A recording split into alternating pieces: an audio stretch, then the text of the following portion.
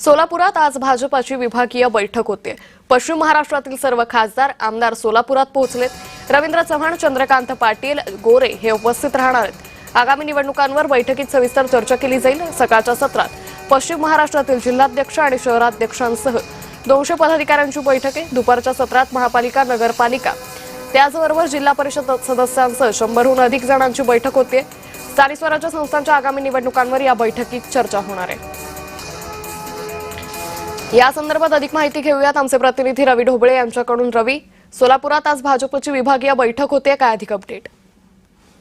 निश्चितच अंकिता, सोलापुरात आज भाजपचे पश्चिम महाराष्ट्र विभागाची जी आहे ही बैठक आयोजित करण्यात आली आहे। सोलापुरातील पंचतारिका हॉटेल बालाजी सरोवर येथे ही बैठक संपन्न होणार आहे। भाजपचे प्रदेश अध्यक्ष रवींद्र चव्हाण असतील, मंत्री चंद्रकांत पाटील असतील, पालकमंत्री जयकुमार गोरे असतील यांच्या उपस्थितीत सकाळच्या सत्रात जे आहे ते पश्चिम महाराष्ट्र विभागातील जिल्हाध्यक्ष, शहराध्यक्ष यांची बैठक पार पडणार आहे। तर दुपारनंतर जे आहे ते सोलापूर महानगरपालिका असेल, जिल्हा परिषद असेल आणि नगरपालिका असेल या पदाधिकाऱ्यांची बैठक जी आहे ते पार पडणार आहे। पुणे पदवीधर मतदारसंघाच्या निवडणुकीच्या अनुषंगाने ही बैठक महत्वाची मानली जात आहे। भाजपने मोर्चे बांधणी जी आहे ती सुरू केलेली आहे। मागील निवडणुकीत भाजपचा पुणे पदवीधर आणि शिक्षक मतदारसंघात जो आहे तो पराभव झाला होता।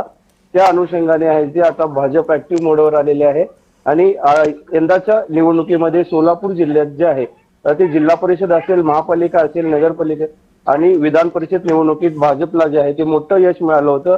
त्यामुळे सोलापूर जिल्हा हा भाजपचा बालेकिल्ला जो आहे तो आता झाल्याने भाजपने जे आहे ते पश्चिम महाराष्ट्र विभागाची बैठक जी आहे ते घेतली आहे आणि पुणे पदवीधर मतदारसंघाचे अनुषंगाने ही बैठक जी आहे ती महत्वाची मानली जाते अंकिता। निश्चित।